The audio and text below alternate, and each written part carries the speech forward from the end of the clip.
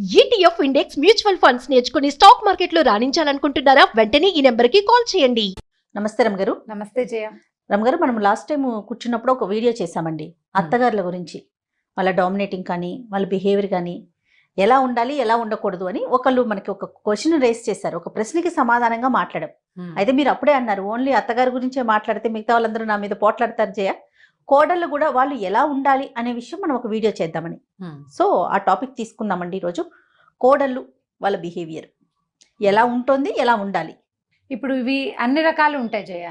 మెతగ్గా ఉండే అత్తగారులు ఉన్నారు, డామినేటింగ్గా ఉండే అత్తగారులు ఉన్నారు. ఈ అత్తగారుల కాళ్ళ కింద పడి నలిగిపోయి జీవితాలు దుర్భరం చేసుకునే కోడళ్ళు ఉన్నారు. అత్తగారులను అసలు అన్నం కూడా పెట్టకుండా ఆస్తంతా ఓడలాక్కుని మొగుళ్ళని సొంతం చేసుకునే కోడళ్ళు ఉన్నారు. రెండూ ఉన్నారు. కాకపోతే మనకు సాధారణంగా కోడంటికం అన్న మాట మాత్రం మనం ఎక్కువగా వింటాం. అత్తగారులు కోడళ్ళని ఇబ్బంది పెడతారు అనేది మనం ఎక్కువగా వింటుంటాం, అదే వింటాం. అవును. ఇప్పుడు కోడళ్ళ బిహేవియర్ వల్ల చాలా బాధపడే అత్తగారులు కూడా ఉన్నారు. హింసని అనుభవించే వాళ్ళు, పారిపోయేందుకు వెళ్ళిపోయేందుకు ఇంకొక దారి లేక, వృద్ధాప్యానికి వచ్చేసి అనారోగ్యాలు వచ్చేసి ఎక్కడికి వెళ్లేందుకు వేరే దారి లేక, ఉన్న ఒక్క కొడుకుని వదిలిపెట్టలేక, ఒకళ్ళు లేదా ఇద్దరే కదా ఈరోజు సంతానం. అవునండి. ఆర్థికపరమైన ఇబ్బందులతోటి లేదా అనారోగ్యాలతోటి లేదా ఏమిటంటే డిపెండెన్సీ, ఎవరి మీదైనా ఇండిపెండెంట్గా ఉండలేక చాలా క్లిష్టమైన పరిస్థితిని అనుభవిస్తూ కోడళ్లతో పాటే చచ్చినట్టు ఉండవలసిన పరిస్థితి ఉన్న అత్తగారులు కూడా కోకొల్లలుగా ఉన్నారు ఇవాళ రేపు. వాళ్ళ రేపు ఆడపిల్లలందరూ ఇంచుమించుగా చదువుకుంటున్నారు, ఉద్యోగాలు చేస్తున్నారు. ఎంతో కొంత, చిన్నదో పొన్నదో ఏదో ఒకటి. ఈ ఉద్యోగాలు చేసే కోడళ్ళకి ఇంట్లో అత్తగారు ఉన్నారనుకో, తాము బయటికి వెళ్తారు, ఇల్లు అత్తగారు నడపాలి, మంచి చెడు మొత్తం ఆవిడే చూడాలి, వాళ్ళే చూసుకోవాలి. ఆ అమ్మాయి కొంచెం కొన్ని పనులు చేస్తుంది, ఏదో కొంత చేస్తుంది. కాకపోతే ఎట్లా చేస్తారంటే వీళ్ళు చేకేం చేస్తారు అనే ధోరణిలో బిహేవ్ చేస్తారు. చాలామంది ఆడపిల్లలకి తమ అమ్మ కరెక్టు, తమ అత్తగారు తప్పు. వాళ్ళ అమ్మ ఎన్ని తిట్టిపోసినా, ఎంత పెట్టకుండా చేసినా, తనని సరిగ్గా చూసినా చూడకపోయినా కూడా, అంటే ఆ తల్లికి ఆవిడ పరిస్థితి ఏదో ఉంటుంది, తల్లి ఇంపార్టెంట్. ఎన్ని రకాలు చేసినా ఏదో విసుకుందో, కసుకుందో, కేకలేసిందో, చిరాకు పడిందో అత్తగారు నచ్చదు. ఈవిడ మనిషే, ఈవిడికి ఇలాంటివి ఉంటాయి అని అనిపించదు. మన అమ్మ విసుకుంటే మనకు అలవాటుగా ఉంటుంది, అత్తగారు విసుకుంటే తప్పుగా ఉంటుంది. ఇవి ఏమంటారు, ఈ ఊరికి ఆ ఊరు ఎంత దూరం, ఆ ఊరికి ఈ ఊరు కూడా అంతే దూరం. అవును. ఆ ఇంగితం లేకుండా పోతుంది చాలా మందికి. ఇవాళ రేపు అందరికీ ఉంటారు కదా. అంటే ఈ రోజుల్లో కోడళ్ళు ఇలా ఉన్నారు అని నేను అన్న చేయ, అది చాలా తప్పు. ఈ రోజుల్లో కోడళ్ళు కాదు, కోడళ్ళు ఏ రోజుల్లో అయినా ఉన్నారు ఇలాంటి వాళ్ళు. దాష్టికం చేసే అత్తగారులు అన్ని కాలాల్లో ఉన్నట్టే ఇట్లా పొగరుబోత్తనంగా ప్రవర్తించే కోడళ్ళు ఎంతమందో అప్పుడు ఉన్నారు, పాత రోజుల్లోనూ ఉన్నారు, ఇప్పుడు ఉన్నారు. అత్తగారులకి అన్నం పెట్టకుండా అరుగుల మీదకి తోసేసిన కాలం చూసాం మేము, మాకు తెలుసు అలాంటివి జరిగేవి ఇది వరకు. ఇప్పుడు కూడా అలాంటి పరిస్థితి ఉంది. ఇప్పుడు ఇంకా తెలివిగా చేస్తున్నారు, తెలివిగా చేస్తారు. తెలివిగా చేయటమే కాకుండా అత్తగారి బంగారం కావాలి, అత్త మామ సంపాదించిన ఆస్తులు కావాలి, అత్తగారు సపోర్ట్ చేయాలి తన్ని, కానీ తన రూపే నడవాలి. ఒక్క అక్షరం తేడా వచ్చినా సహించదు. ఆ రోజున మీరు ఇలా అన్నారు దగ్గర నుంచి మొదలు పెడతారు. మనం మనుషులం, ఇవి మనుషులకు అత్యంత సహజమైనది.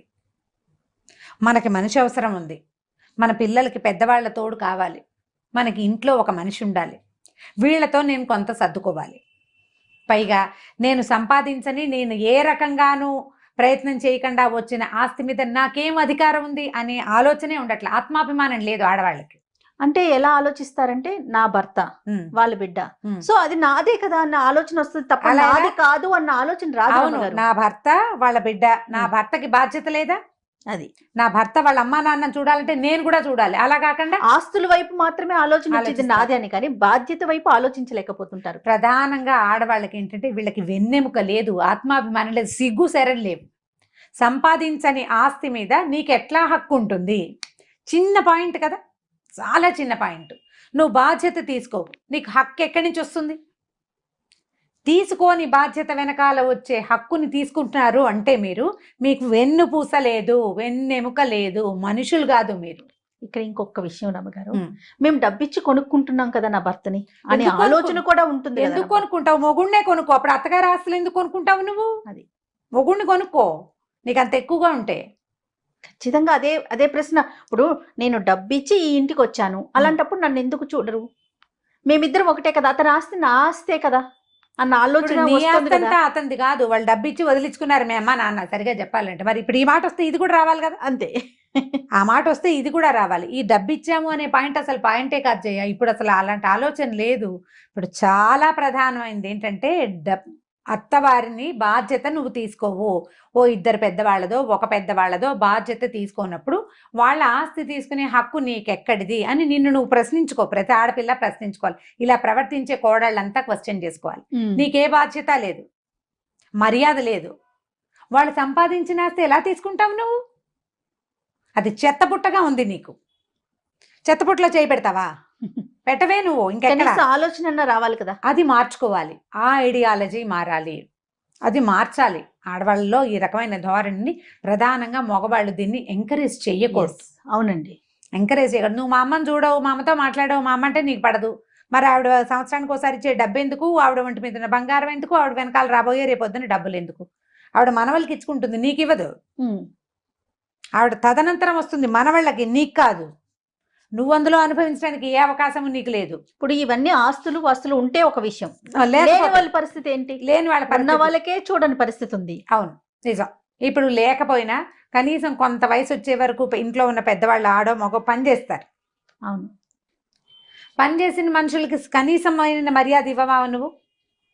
ఆ రకంగా చూసిన కనీసమైన మర్యాద ఇవ్వాలి కదా. కనీసంగా వేళకి భోజనము, పడుకునేందుకు ఎంతో కొంత వసతి, ఇబ్బంది పెట్టకుండా ఉండటం. నీకు డిజేబుల్డ్గా అయిపోతారు కొంతమంది పరిస్థితులు, కరెక్ట్. అప్పుడు నువ్వు భరించలేవు. నీకు రాదా రేపొద్దున ఈ స్థితి?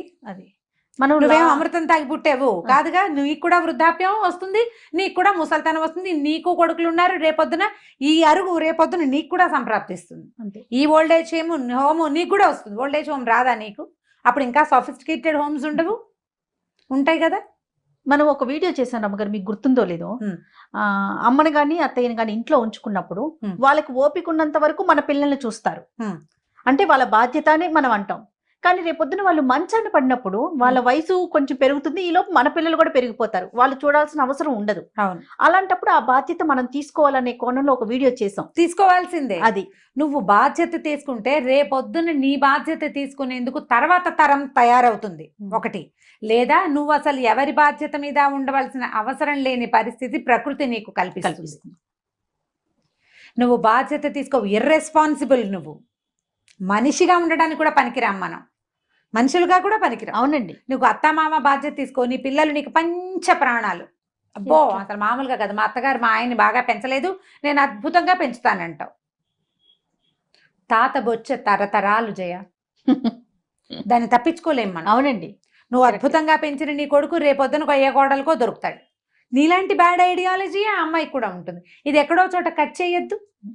నీ తరంలో నువ్వు మార్చు, కనీసం నీ తరంలో నువ్వు మారిస్తే నువ్వు ఈజీగా చేస్తావు జయ. నేను ప్రతిసారి మా అమ్మ గురించి చెప్తుంటాను నీకు.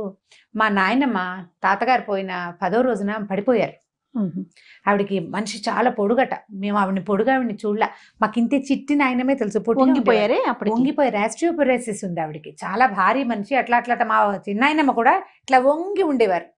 వాళ్ళ ఫ్యామిలీలో ఉంది మనుషులు అట్లా కృషించిపోవటం, బొంకలు అట్లా పలచమైపోయి దగ్గరికి అయిపోతాయి అనమాట. అయితే చిన్న మనిషిగానే ఉండేవారు మా నాయనమ్మ. పడిపోతే తుంటి విరిగిపోయింది జయ. తుంటి విరిగితే అప్పుడు డాక్టర్ గారు, ధన్వంతరి గారే అనుకుంటా, ఆపరేషన్ చేయలేము, పెద్ద వయసు, బోన్స్ బాగా పెలిసిబారిపోయి పలచబడిపోయినాయి, మంచంలో ఉంచండి అంటే 3 years నా తాతగారు పోయారు, నాన్న పోయారు. తర్వాత మా అక్కయ్య పెళ్ళయింది, అన్నయ్య పెళ్ళి కూడా అయిన తర్వాత 3 ఏళ్ళు పూర్తిగా నిండేదాకా ఉన్నారు మా నాయనమ్మ. ఆ 3 ఏళ్ళు ఆవిడ మంచానే ఉన్నారు. మేమే ఎవరో ఒకళ్ళని ఎత్తి పక్కన పట్టుకుని, మా అమ్మ ఎంత ఓపిక్గా చూసిందంటే ఆవిడ్ని. మేము ఎవరో ఒకళ్ళం ఖచ్చితంగా పిల్లలు, మా అమ్మ ఎక్కడికైనా వెళ్ళాల్సి వస్తే ఓ పిల్ల 2 పిల్లలు ఇంట్లో ఉండేవాళ్ళం. ఆవిడకి మధ్యాహ్నం వేసరికి ఇంత ఉప్మా చేసి పెట్టాలి, పిచ్చి ఉప్మా.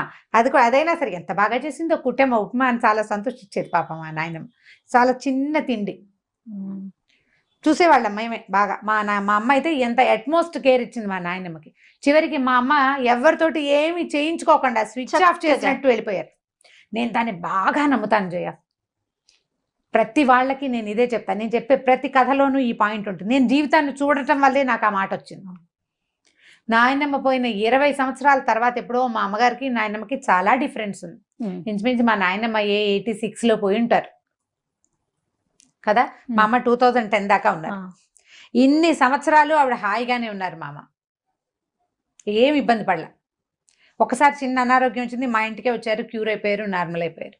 అందరికీ ఇలాగే ఉంటుంది. అంటే నువ్వు చేసి లోపల మనసు ఉంది చూసావా, నువ్వు సరిగ్గా చెయ్యి, నీకు సరైనది వస్తుంది. 100% సరైనది వచ్చి తీరుతుంది. నీకు ఏదైనా ఇబ్బంది వచ్చినా కూడా భగవంతుడు ట్రై చేస్తాడు దాన్ని సరిగ్గా చేయటానికి. నీ లోపల దాన్ని చూస్తాడు దేవుడు.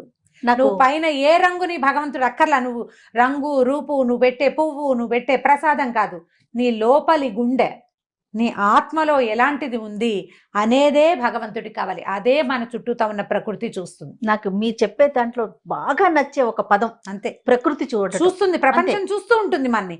దానికి ఖచ్చితమైన సమాధానం వస్తుంది. నువ్వు సరిగ్గా బిహేవ్ చేయి అత్తగారితో, ఎవరి కోసమో కాదు, నువ్వు చెయ్యాలి, చేయటం అంతే. నీ బాధ్యత, నీ బాధ్యత. నీ మొహాన్ని నువ్వు అద్దంలో చూసుకున్నట్టుగా చెయ్యాలి. బాధ్యతని చెయ్యి. నీకు అసలు ఎవరి మీద నువ్వు డిపెండ్ అవ్వక్కర్లేకుండా వెళ్ళిపోయే పరిస్థితే నీకు ఇస్తాడు భగవంతుడు. నువ్వు ఇవాల్టి రోజున రేపు నా భవిష్యత్తుని ఎవ్వరూ ఆలోచించరు జయ. కానీ మనం లాంగ్ స్టాండింగ్ ప్లాన్ ఎలా చేస్తాం? ఒక 22, 21కి చదువు అయిపోయింది అనుకో, ఉద్యోగం, ఆ తర్వాత ఒక 3 ఏళ్ళకి, మగ పిల్లలైతే ఇంకో 5 ఏళ్ళకి పెళ్ళి, ఓ ఇల్లు, బండి, కారు, 40కి అదేదో, 50కి రిటైర్మెంట్, నేను హాయిగా వరల్డ్ టూర్ ఆలోచించవు నువ్వు. ఇవన్నీ ఆలోచించేటప్పుడు నువ్వు నీ వృద్ధాప్యము, నీ తాలూకు మరణము, దాని గురించి నువ్వు ఎందుకు ఆలోచించాలి? ఆలోచిస్తావా? ఆలోచించి తీరాలి ప్రతివాడు. నేను పెద్దయ్యాక నా పరిస్థితి ఏంటని మగవాడు ఆలోచించాలి, ఆడది ఆలోచించాలి. నాకు అలాంటివి రాకూడదు అంటే నేను ఇలాంటివి చేయకూడదు అని తెలుసుకోవాలి మనం. ఇప్పుడు ఈ పనులు వీటన్నిట్లలోనూ కర్మ సిద్ధాంతమే అప్లై అవుతుంది జయ. అవును రమ్ గారు. ఇప్పుడు నీకు బాధ్యత, నువ్వు చెయ్యాలి. బాధ్యత లేని చోట హక్కులు ఉండవు. అస్సలు హక్కు తీసుకోవడానికి నీకు సిగ్గులేదని అర్థం. నువ్వు హక్కులు తీసుకుంటాను, హక్కులన్నీ పుచ్చుకుంటాను, నేను బాధ్యతగా ప్రవర్తించినంటే నువ్వు మనిషిగా ఉండడానికి పనికి రావని అర్థం. మనుషులం కాదా మనం? దాని మానవత్వాన్ని, మనిషితనాన్ని భగవంతుడు నీకు ఇస్తే దాన్ని నిలబెట్టుకోవు. నువ్వు ఎందుకు చదువుకుంటున్నావు? ఇదివరకట్లాగా ఆడవాళ్ళు ఇళ్లలోనో వెనకాల మగ్గిపోవాల్సిన పరిస్థితి కాదు కదా. నువ్వు ముందుకెళ్తున్నావు, ప్రపంచాన్ని నీతో పాటు తీసుకెళ్ళగలుగుతున్నావు. సంపాదన వైపే మనం ముందుకెళ్తున్నాం అనే ఆలోచన మానుకొని అన్ని విషయాల్లో కూడా ముందుకెళ్లే ప్రయత్నం మనం చేసుకోవాలి. మనంతటా మనమే. మీ వ్యక్తిత్వము, మీ విశాలమైన దృక్పథము, విశాలమైన భావాలతోటి ప్రపంచాన్ని ముందుకు తీసుకెళ్ళినడమ్మా. ప్రతి వాళ్ళు దీనికి ట్రై చేయాలి. మీ ఫ్రెండ్స్, మీ కజిన్స్, మీ సిస్టర్స్ ఎవరైనా ఇట్లాంటి దుష్ప్రవర్తన ఉంటే ఇది చేయొద్దని చెప్పే స్వతంత్రాన్ని తీసుకోండి ప్రతి వాళ్ళు. చెప్పడం కదా అందరూ చెప్తారు. ఆడవాళ్ళు అసలు ఇంకొకరితో చెప్పించుకునే పరిస్థితిలోకి వెళ్లకుండా ఉంటే బాగుండా అనిపిస్తా ఉంటుంది. వెళ్లకుండా ఉండాలి. మీ అత్తగారితో సరిగ్గా ఉండు, ఇల్లు బాకలు సరిగ్గా చూసుకో, నీ బాధ్యతని నువ్వు నెరవేర్చు అనే మాట నువ్వు ఎవరితోటైనా చెప్పించుకోవాల్సి వచ్చిందంటే, నీ మొహం మీద మచ్చుందని ఎవరైనా చెప్పాలా నీకు? అద్దం చూసుకుంటే తెలీదు నీకు? జీవితాన్ని అద్దంగా చేసుకోండి అమ్మా. ప్రతి వాళ్ళు కూడా మన జీవితం మనకి అద్దంగా ఉండాలి. మనని మనం హాయిగా చూసుకోగలగాలి. ఇక్కడంతా ఏదో ఉందనుకో, చూడంగానే ఎలా ఉంటుంది? జుగుప్సాకరంగా ఉంటుంది. ఇప్పుడు అది చూసుకోకూడదు. నీ మొహాన్ని ప్రశాంతంగా నువ్వు చూసుకోవాలి అద్దంలో. నీ జీవితాన్ని చూస్తే నువ్వు చేసిన సరైన పని, సజావైన నీ ప్రవర్తన, బాధ్యతాయుతమైన నీ మనస్తత్వము, నీ ప్రవర్తన కనపడితే నీ తర్వాత పిల్లలు, నీతో పాటు ఉండే ప్రపంచం అంతా నిన్ను మన్నిస్తుంది. ఇవాళ అత్తగారికి వచ్చిన స్థితి నాకు రాదని అనుకోవద్దు. డెఫినెట్గా వస్తుంది. మీకు పెళ్లి కాకముందు మీరు చిన్నపిల్లలు, పెళ్ళయింది, ఒక తల్లి అయ్యారు, పిల్లలు పెద్దగా అవుతారు. ఏడాదికి పిల్లలు పెరగరు. వాళ్ళతో పాటు నువ్వు పెరగవు. ఎన్నాళ్ళు ఉంటావు? మనం ఏమైనా అతిలోక సుందరులమా ఎల్లకాలం యంగ్గా ఉండడానికి? ఏం కాదు. మనమేమి అమృతం తాగలేదు. ఎవ్వరికీ తప్పదు అది. ఇది ఆలోచించుకుని ప్రవర్తించాలి ప్రతి కోడలు కూడా. మనం అత్తగారులకి చాలా చెప్పాం జయ. కోడళ్ళ అవ్వాల్సిన పిల్లలు, ఇప్పుడు ఇంకా రేపొద్దున పెళ్లిళ్ళు చేసుకోబోయే వాళ్ళు, ఆల్రెడీ పెళ్లిళ్ళు అయిపోయి ఉన్నవాళ్ళు, ఆల్రెడీ ఇలాంటి ప్రవర్తనా లోపాలు కలిగి ఉన్న వాళ్ళు ఇప్పటికైనా తప్పేదేలేదు, మార్చుకోండి. ఎందుకంటే మిమ్మల్ని ప్రకృతి గమనిస్తూ ఉంటుంది. అది స్పేర్ చేయదు మిమ్మల్ని. మీ భర్త, పిల్లలు మిమ్మల్ని క్షమించేస్తారు మీ ప్రవర్తన ఎలా ఉన్నా, కానీ ప్రకృతి మాత్రం క్షమించదు. ఎప్పుడూ మీకు ఇతరుల సహాయం అవసరమయ్యే పరిస్థితికే మిమ్మల్ని తీసుకొస్తుంది. ఆ పరిస్థితి తెచ్చుకోకూడదంటే ప్రవర్తనా లోపాలు సరి చేసుకోండి. అత్తగారు మన భర్తకి తల్లి, మామగారు మన భర్తకి తండ్రి, అతని తోబుట్టువులు. ఇప్పుడు అతను వాళ్ళకే ఇంపార్టెన్స్ ఇస్తున్నాడు అంటే మీరు కొంత బాధపడచ్చు. కానీ మీరు అసలు అతన్ని వాళ్ళ వైపు కూడా చూడనివ్వకుండా చేయటం తప్పు కదా. అది చేయకూడదు. అది జాగ్రత్త పడితే బాగుంటుంది. రైట్ రామగారు, నమస్తే అండి. నమస్తే జయ.